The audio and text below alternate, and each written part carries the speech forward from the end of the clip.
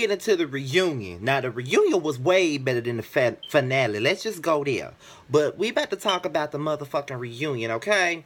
And it starts off with the mess. We gonna talk about Alexis, Sky, and Masika. Now, they got the carrot top Alexis Sky in the back room by herself because she's supposedly pregnant, so they don't want no trouble between her and Masika or maybe Moniece or whoever else got beef with the bitch. Okay, that's number one. But before we even get into that, why everybody look the damn mess? Everybody either looked the mess or what the fuck they had on. Now Hazel, she do the most, but she looked the best out of everybody on that stage because I don't know what type of wig Masika had on, and I don't even know what the fuck Moniece even had on. Look like she got that shit from a damn runway and she just decided to wear it to the fucking reunion. They all looked horrible, and Lyrica hair always look a mess, and she always look like a fucking look like the clown that she is. But let's just get into it. So Alexis Scott was like, it's deeper than Fetty. It's more than about Fetty. Masika has been harassing her. Masika been trying to pay blogs not to post her and all of that shit. And Masika's whole thing is, it's not about the fact that I don't want to talk to her face to face. It's about the fact that it's about the fact that Fetty had other girls pregnant in the duration of the time that Alexis Scott was supposedly with this nigga. You know what I'm saying? So he had other bitches pregnant then, but she ain't coming for them. She coming for me because I'm on TV and she ain't got no platform to be on, and neither does the rest of the bitches. So that's why she coming for me. You know what I'm saying? So then, you know, Lyrica was saying, well, I didn't know that being friends with Alexis Sky would cause a big beef between me and Masika and Moniece. I didn't know it was going to be like that. I just thought that she was a cool girl, and that's why, you know, I gravitated to her. Zell was like, he just wanted them to sit down and have a conversation and just get past everything. I feel like that's a lie, but that's neither here nor is it the fuck there, okay? But it is a lie. It's a lie, sis. We know it's a lie. So, in the midst of that, it gets real motherfucking heated when Alexis Sky brings up a damn Xanax and a damn Plan B pill, and that's when Masika goes the fuck off and try to find her ass, and then that's when Moniece called Hazel ass out. She called her a barren ass bitch. You can hear that shit in Moniece's voice. Moniece wanted Hazel, and I wanted her to get to Hazel. I really did, because somebody really need to get on Hazel ass. She do way too much. She trying to be the queen and she's not. She's very draining. She's not entertaining. And I really hope that she don't think that the bullshit that she be trying to pull on this motherfucking show is entertaining, because it's really not. It makes her look stupid as fuck.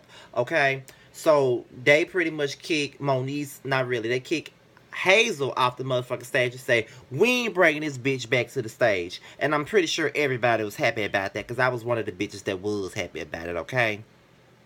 Yeah.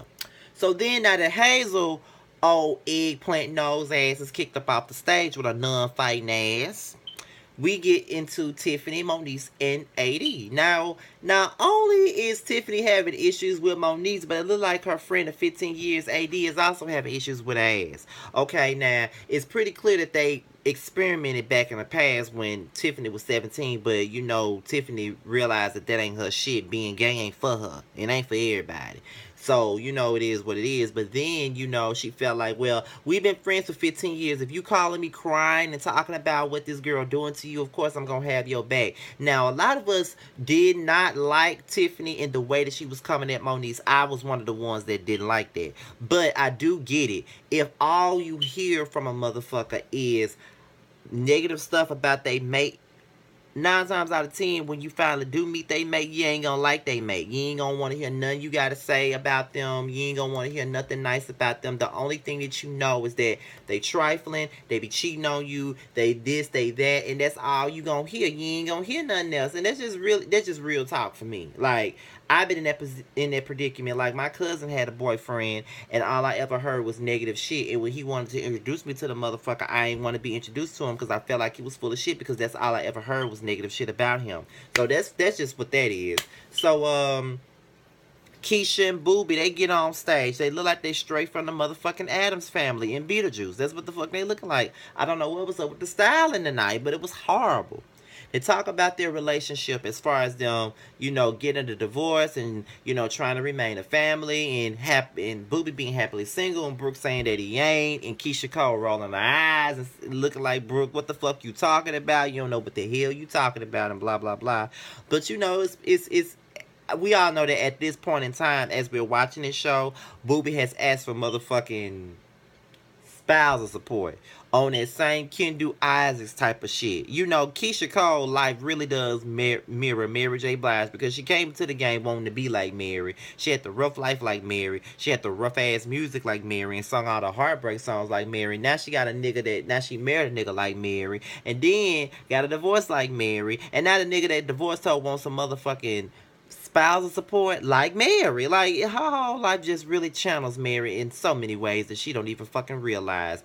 Watch who you wish to be, okay? Now you got an issue. So now, Bridget and James. Look, y'all, I talked about Bridget just a minute ago on my last review, and Bridget has really came on this show and made herself look like a damn fool. She looks like a fucking fool. She is a fucking joke. Nobody would ever take that bitch seriously at all, as if they were already taking her seriously anyway, because they really wasn't. You know what I'm saying? But this bitch looks fucking stupid. Then she want to play this damn double standard card about how it's okay for men to be out there cheating, but when a woman does it, they need to lead them. They do need to lead your motherfucking ass, bitch. James look like he's a nice, well-groomed Christian man, and you up here cheating on him. Do you know how many bitches would want a man like that? Like, girl, what the fuck you think you doing? She has really put me out with her. Like, seriously put me out with her. I can't listen to Special Delivery the same, because every time I hear Special Delivery, I think about the fact that she want to deliver her pussy to the next man walking. That's how I feel. So, fuck Bridget. She ain't gonna never get her career back on track, and if she does, I'll be pleasantly surprised, because the bitch is full of shit.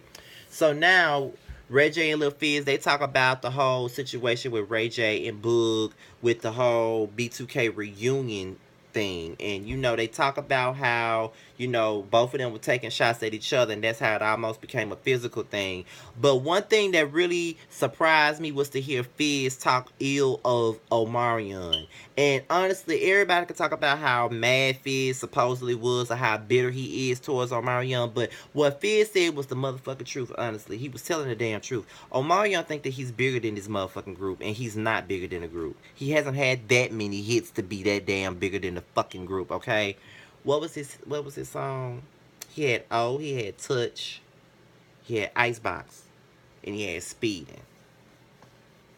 And now he got Supposed to Be. You got 5 hit records and you think that you Beyonce. Have a seat. Yeah, you were the Beyonce of the group. You were the Coco of the group. I ain't gonna say Beyonce. You were the Coco of B2K. You were.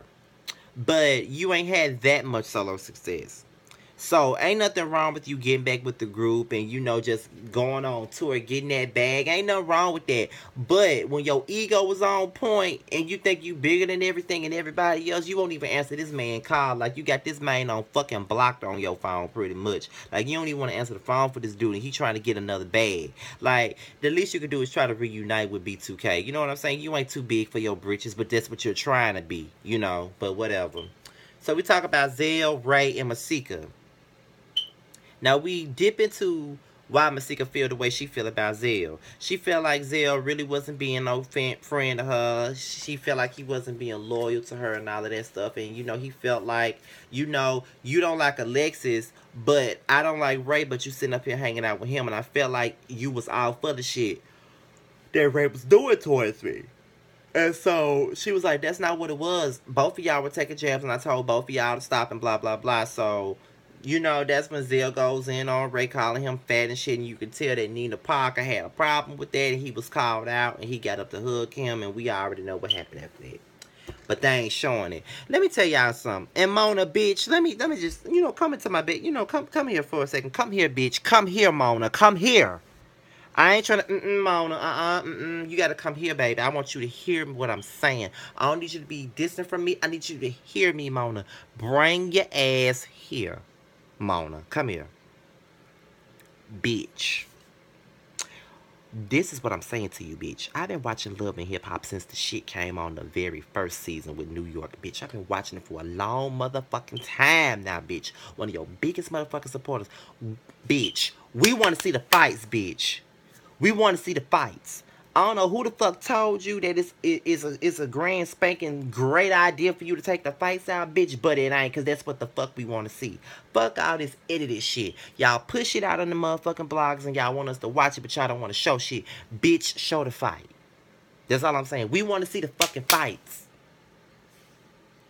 And now that I'm done talking to Mona, this is my review on the reunion of Love and Hip Hop Hollywood Season 4. I'll see y'all later. Gotta talk to my man. Bye.